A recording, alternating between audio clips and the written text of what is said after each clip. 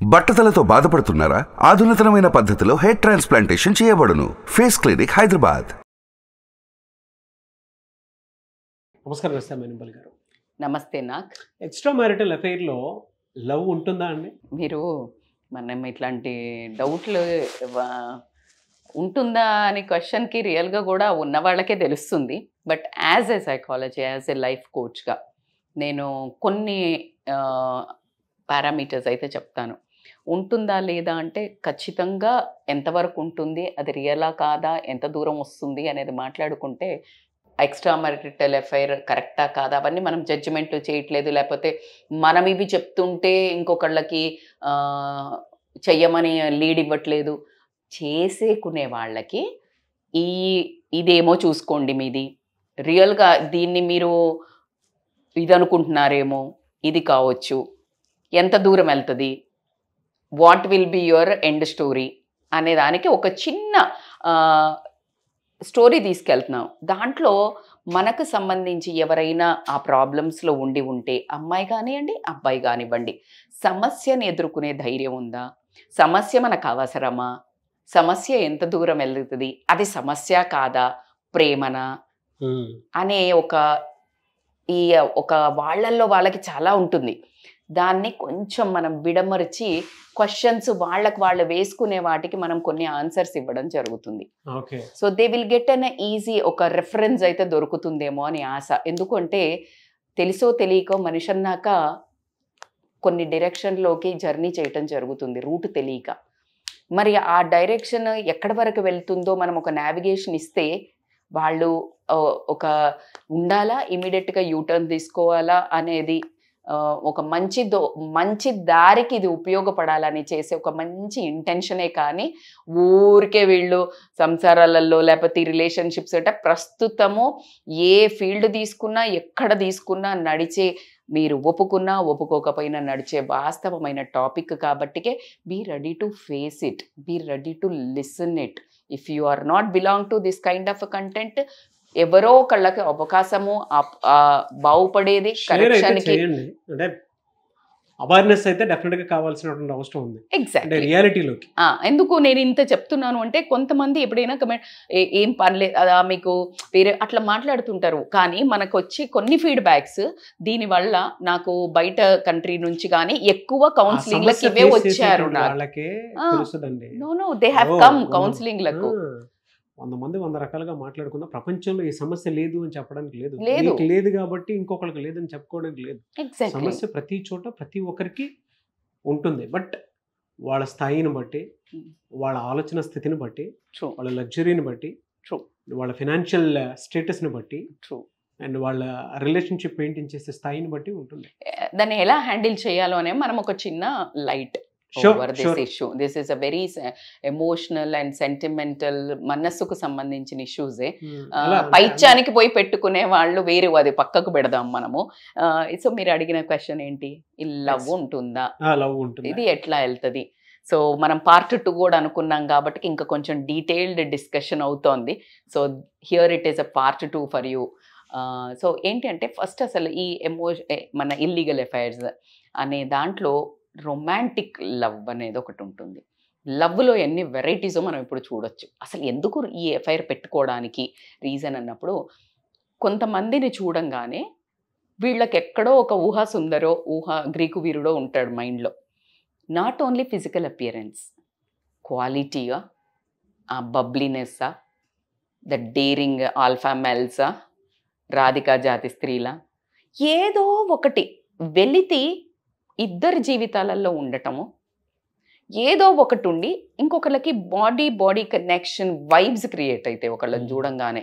Sir this romantic love is totally ఆ individuals ఇద్దరికి ఎలా అంటే మోస్ట్లీ మోహం, అట్రాక్షన్, అంటే లైక్ ఎప్పుడెప్పుడు తహతహ డిజైర్ ఉంటుంది కదా, లైక్ ఫిజికల్ నీడ్ కోసం ఎక్కువగా ఆ లవ్ ఎక్కువ ఉండటం జరుగుతుంది. దిస్ మోస్ట్లీ కొంచెం నేను ఏజ్ గ్రూప్ కూడా చెప్పలేకపోతున్నానులేండి ఇప్పుడు, ఎందుకంటే ఇప్పుడు every age group is romantic. So I can't consider like youngsters అని కూడా నేను చెప్పలేను. బట్ రొమాంటిక్ లవ్ అనేది అయితే ఉండటం జరుగుతుంది. When you go for FIR, the first constraint, because the bad, నేను అస్సలు జెండర్ డిస్క్రిమినేషన్ ఉండదు నా దగ్గర రియల్లీ, బట్ స్టిల్ నేను చెప్తున్నాను, జనరల్గా అబ్బాయి ఫస్ట్ కోరుకునేది ఫిజికల్, అమ్మాయి కోరుకునేది ప్రేమ. సో ఈ ప్రేమ కావాలి అంటే ఈమె కూడా ఫస్ట్ ఫిజికల్ అవ్వాల్సి వస్తుంది. సో కాబట్టికి ఇందులో romantic love mostly that vibes is between the physical needs.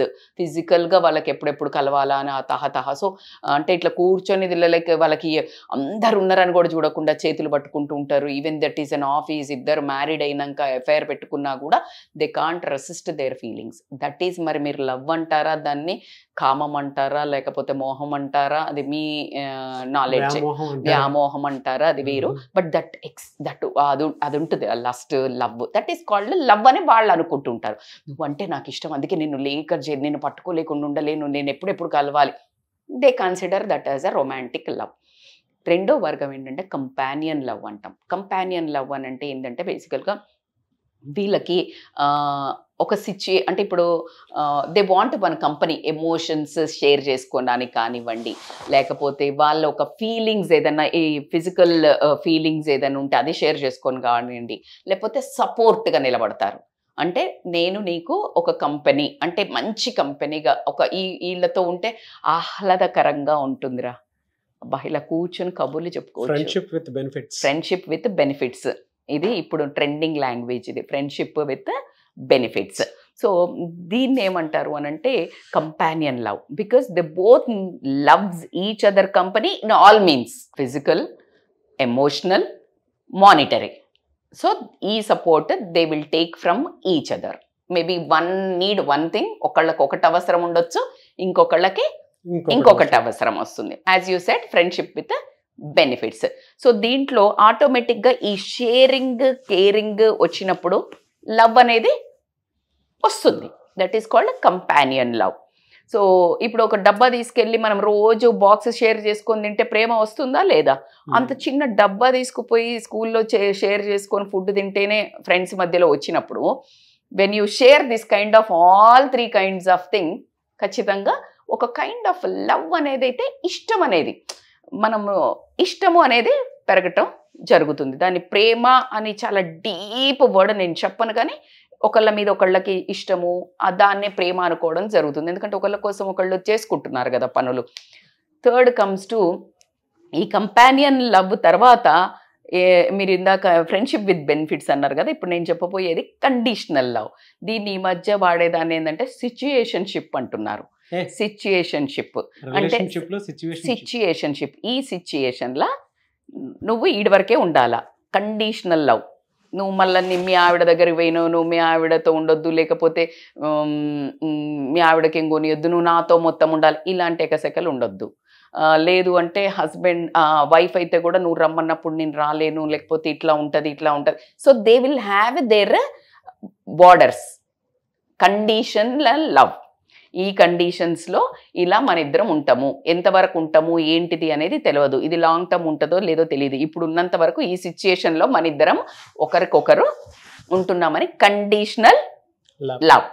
And ఇంకొకటి ఏంటంటే ఇక్కడ నుంచి కొంచెము ఇంకొక వెరైటీ ఉంటుంది. So risk and excitement love అంటారు. దీంట్లో ఏంటి అంటే బేసికల్గా ఎవరికైతే ఏ ఏజ్ తీసుకోండి, if you have another affair with opposite gender, ఆటోమేటిక్గా ఉత్సాహం ఎట్లుంటుంది, బ్లడ్ ఉరకలేస్తుంది. అందుకే అంటారు కదా 60 ఏళ్ళకి కూడా ఫామ్లోకి వస్తారు అని అంటుంటారు, అవునా? సో ఆ ఉరకలే ఇదే ముసలోళ్ళకి కూడా దసరా. ప్రకృతి అంటే ప్రకృతి అంటే నేచర్లో మనం కొన్నిసార్లు కొన్ని ప్లేసెస్కి వెళ్ళినప్పుడు, ఇప్పుడు టెంపుల్లోకి వెళ్తే మానసిక ప్రశాంతత వస్తుంది, లేదా ప్లజెంట్గా ఉన్న ఒక ఎత్తైన కొండల దగ్గరికి వెళ్తే నేచర్తో ఒకలాంటి కనెక్టివిటీ దొరుకుతూ ఉంటుంది. మదర్ దగ్గరికి వెళ్ళినప్పుడు ఒకలాంటి కనెక్టివిటీ దొరుకుతుంది, ఫాదర్ దగ్గరతో కూర్చొని మాట్లాడేటప్పుడు ఒకలాంటి కనెక్టివిటీ ఉంటుంది, స్కూల్లో వెళ్ళినప్పుడు ఒకలాంటి కనెక్టివిటీ ఉంటుంది. ఈవెన్ మనం ఒక పువ్వుని చూసినా కూడా సో అక్కడ నుంచి వచ్చేటువంటి ఫీలింగ్స్ అనేవి చేంజ్ అవ్వడం జరుగుతుంది. అవును, ఖచ్చితంగా. అలాగే నేచర్ ఒక స్మెల్ చూస్తే కూడా you will get different kind of. So nature లో ఆపోజిట్ జెండర్ చూసినప్పుడు ఒక రకమైన ఉత్సాహం. సో ఇదేంటంటే కొత్తగా ఇప్పుడు ఎఫ్ఐఆర్ పెట్టుకున్నారు అనుకోండి, వీళ్ళకు ఎప్పుడెప్పుడు కలవాలా అని తహతహ రిస్క్ చేస్తుంటారు కదా, దొంగతనంగా కలవటము, అబద్ధాలు చెప్పి వెళ్ళటము, ఈ ఎక్సైట్మెంట్ అంటే ఇప్పుడు ఆపుకొని ఇక్కడ అబద్ధాలు చెప్పి వెళ్తారు కదా, they will have a intense love. ఇప్పుడు ఇన్ని ఇట్లా తెగదెంపులు చేసుకుని వెళ్ళినప్పుడు they will get attracted to each other so much, by that they will feel that it is a too much love ఉంది మా ఇద్దరిలో. బట్ ఇక్కడ ఏంటంటే వద్దన్న పని ఎక్కువ చేసినప్పుడు ఎంత కిక్ ఉంటుందో. So this is all about risk and excitement love. Risk always temporary only obviously. So దానికి పరిణామాలకి వెళ్తున్నాం మనం కిందకి. ఇన్ఫ్లుయెన్స్ డబుల్ ట్రిపుల్ ఉంటుందండి. ఎండుకి మనం మనోళ్ళే వ్యాలిడేషన్ ఇస్తారు. సో దాని తర్వాత ఏంటంటే ఇంకా కొన్ని ఎమోషనల్ ఫుల్ఫిల్మెంట్ లవ్ అంటారు. ఎమోషనల్ ఫుల్ఫిల్మెంట్ అంటే ఏంటి అంటే ఇప్పుడు వీళ్ళకు ఎమోషనల్ నీడ్స్ ఉండొచ్చు, ఒకరికొకరు వినడానికి లేకపోవడము, లేకపోతే ఏదైతే ల్యాకింగ్ ఉందో వాళ్ళ రెస్పెక్టివ్ మ్యారేజెస్లా అది అదుటి పర్సన్లు ఇద్దరు పూర్తి తరహాగా సరెండర్ అవ్వటం.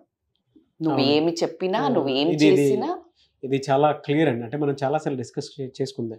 ఎక్స్ట్రా మ్యారిటల్ ఎఫైర్స్ స్టార్ట్ అవడానికి బేసిక్ అతి భయంకరమైనటువంటి కారణం ఏదైనా ఉంది అని అంటే wife and husband time spare చేసుకోలేకపోవటం, అంటే ఆ షేరింగ్ లేకపోవటం వల్ల ఎమోషనల్ నీడ్స్ హాంట్ చేస్తూ ఉంటాయి. ఈ పైన డిస్కనెక్ట్ అవ్వడానికి టైం ఉంది, ఇక్కడ ఇది చాలా పెద్దది. ఇది చాలా అసలు దీన్ని ఏ రకంగానూ కూడా థెరపీ తీసుకోవడం తప్ప వేరే ఆప్షన్ కూడా లేదు. ఎమోషనల్ డిపెండెన్సీ కూడా ఎలా స్టార్ట్ అవుతుందంటే వాట్సాప్ లో కానీ, లేదంటే ఇన్స్టాగ్రామ్ లో కానీ, ఫేస్బుక్ లో కానీ, లేదా అదర్ ప్లాట్ఫామ్స్ అంటే డిజిటల్ ప్లాట్ఫామ్స్ నుంచి మనకు అది వస్తూ ఉంటుంది అనమాట. దానికి వెరీ క్లియర్ అండి, వెరీ క్లియర్. ఎమోషనల్ అంటే ఇప్పుడు నేను కొంతమంది మనకు కమెంట్ చేస్తారు, నేను చాలా బాగా చూసుకుంటాను, నేను చాలా బాగుంటాను, బట్ స్టిల్ పెట్టుకున్నాడు, అవి ఆ పైనకు వస్తాయి. అర్థమవుతుందా? ఇది ఏంటి అంటే ఇది because of lack of loneliness, understanding, lack of understanding, empathy, situation బండీస్, ఇవన్నీ support, lack of support, trust, ఇవన్నిటి మీదకి వచ్చినప్పుడు ఈ ఎమోషనల్ గా వేరే ఒక పార్ట్నర్స్ మీద. అందుకే పెళ్లి చేసుకున్నది ఏంటంటే మరి వేరే అబ్బాయి దోస్తులు ఉంటారు కదా మేడం, అమ్మాయి దోస్తులు ఉంటారు అంటే ఈ always need this opposite gender companion. అయితే ఇద్దరు షేర్ చేసుకొని ఒక ఇంట్లో ఉండాలనే ఇద్దరు ఆపోజిట్ జెండర్ కి పెళ్లి చేసిండ్రు కదా. So as it is they will search for the opposite which is missing in the relation, ఈ ఆపోజిట్ జెండర్ వాళ్ళను. సో కాబట్టి అది ఇల్లీగల్ ఎఫైర్, మన కల్చర్కి రాంగ్ కాబట్టి. బట్ ఫిజియోలాజికల్ ప్రాసెస్లో ఏంటంటే అది అదే కోరుకుంటుంది. బ్రెయిన్ హార్మోన్స్ ఏం కట్టుకుంటుంది అంటే ఆపోజిట్ సెక్స్ని కోరుకోవడం జరుగుతుంది. ఆ వినడానికి, ఆ వ్యాలిడేషన్కి, ఆ పొగట్టానికి, లేకపోతే వాళ్ళకున్న హార్మోనల్ రిలేషన్స్ని బ్యాలెన్స్ చేయడానికి ఆ లవ్ అనే ఒక హార్మోన్, లవ్ హార్మోన్స్ ఏమున్నాయో అవే వాళ్ళకి ఎక్కువ సూదనింగ్ ఉండడం జరుగుతుంది. కాబట్టి ఇక్కడ మిస్ అయినాయి, వాళ్ళు ఎమోషనల్ ఫుల్ఫిల్మెంట్ కోసం వెళ్ళటం జరుగుతుంది. అట్లాగే ఈ ఎమోషనల్ ఫుల్ఫిల్మెంట్ ఒకవైపు అవుతున్నప్పుడు మీకు ఇందాక నేను చెప్పినట్టు రిస్క్ ఎంతైతే చేస్తారో అన్నిటికంటే ఇంపార్టెంట్ ఏంటంటే వీళ్ళు ఎస్కేప్ అవుతుంటారు రియాలిటీ నుంచి. ఏంటంటే ఇంటికి పోగానే ఫర్ ఎగ్జాంపుల్ భార్య నష్టపెడుతుంది, అందుకని ఇంకొక ఎఫ్ఐఆర్ పెట్టుకున్నారు. సో దిస్ రియాలిటీని వైఫ్ అనుకో, హస్బెండ్ తాగి వస్తాడు, అసలు పట్టించుకోడు, తనకి టైం ఇవ్వడు, తను అంటే like no other things are satisfied for her, even emotionally, even monetary, even physically. So ఈ రియాలిటీ నుంచి ఎస్కేప్ అవ్వడానికి ఇంకో ఇద్దరు కనెక్ట్ అవ్వడం జరుగుతుంది. అక్కడ వాళ్ళిద్దరివి ఫుల్ఫిల్ అవ్వడం జరుగుతుంది. So they escape from the reality and they go for this kind of a love అనేది ఒక పేరు పెట్టుకొని అదొక కొత్త, అక్కడి నుంచి ఒక కొత్త రిలేషన్ పుట్టుకు రావడం జరుగుతుంది. అట్లా కాకుండా ఇప్పుడు ఇది చేశారు కాబట్టి ఇవన్నీ చేయంగానే మీరు అనుకుంటారేమో ఒకటి ఖచ్చితంగా మిస్ అయ్యేది ఏంటంటే ఇవన్నీ పెట్టుకోగానే సంబరం కాదు, గిల్ట్ అండ్ కన్ఫ్యూజన్ స్టార్ట్ అవుతుంది బాగా. సో ఏమవుతుందంటే గిల్ట్ అండ్ కన్ఫ్యూజన్ స్టార్ట్ అవుతుంది ఈ రిలేషన్లో. ఎలా అంటే they know they are doing wrong, because మనం పుట్టింది 200%. నాకు బయట కంట్రీస్ గురించి నేను చెప్పను, కానీ when it comes to this India మన కల్చర్ ప్రకారం తీసుకుంటే ఖచ్చితంగా ఏంటి అని అంటే గిల్ట్ అనేది తెలుస్తుంది వాళ్ళకి. ఏది రాంగ్, మన సంస్కృతి కాదు అనే గిల్ట్, ఆ కన్ఫ్యూజన్లో ఈ ప్రేమ ఎదుటి పర్సన్ మీద ఏముందో అది వాళ్ళకు ప్రేమ తెలియదు, కన్ఫ్యూజన్ అనేది బాగా డెవలప్ అయిపోయి ప్రశాంతత, మానసిక ప్రశాంతత మాత్రం జీరోకి రావడం జరుగుతుంది. ఇక్కడి నుంచి అసలు లైఫ్ స్టార్ట్ అవుతుంది.